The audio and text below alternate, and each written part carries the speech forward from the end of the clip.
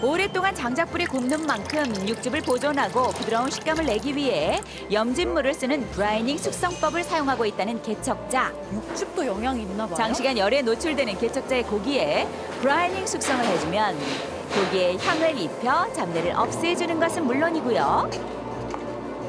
염진물이 고기의 수분을 채워 육질을 탄탄하게 만들고 육즙 손실 또한 막아준답니다. 드디어 고기를 구울 차례.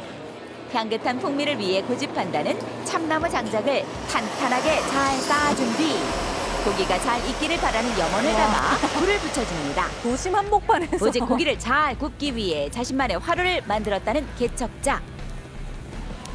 이렇게 불붙은 장작을 이동시킬 수 있다는데요.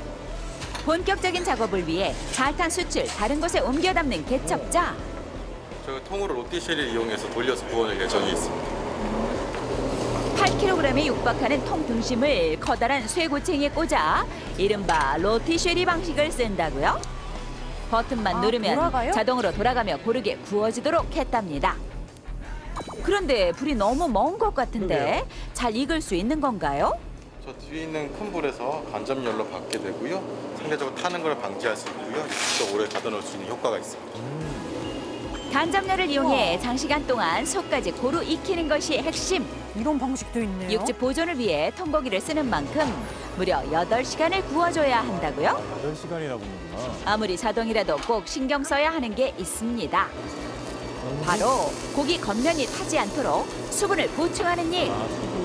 그런데 바르는 소리 좀 독특한데요? 이건 뭐예요? 로즈마리를 붓처럼 만들었고요. 와. 레몬즙을 발라주면서 고기의 표면이 많은 것도 방지할 수 있고 고기의 잡내 없이 잡아낼 수 있습니다. 허브 일종인 로즈마리 솔로 레몬즙을 발라 수분 보충과 함께 잡내까지 제거해준답니다. 이 모든 과정은 식객들의 행복을 위한 일. 오감 만족을 위한 개척자의 퍼포먼스가 시작됩니다. 이거 뭘까요? 낯선 기구에 뭔가를 넣고 불을 붙이는데요. 단순히 눈요기 거리일 거라고 생각하면 오산. 알고 보면 이 또한 최고의 맛을 위한 비법이랍니다. 이거는 플럼버드라고 하는 건데요. 중세시대 유럽에서 사용하던 옛날 조리 기구입니다. 주무 형태를 데워서 소의 지방 혹은 뭐 버터나 허브처럼 향미가 있는 것들을 넣어 향미를 입힘으로써 조금 더 맛을 풍성하게 만든다고 보시면 될 것 같습니다. 소 지방을 넣은 쇠깔대기를 불로 달궈주면 녹이는 거예요? 지방이 흘러나와 고기의 풍미를 더욱 살려준다는데요. 그 시작부터 끝까지 불을 활용해 최상의 맛을 완성한 개척자의 스테이크.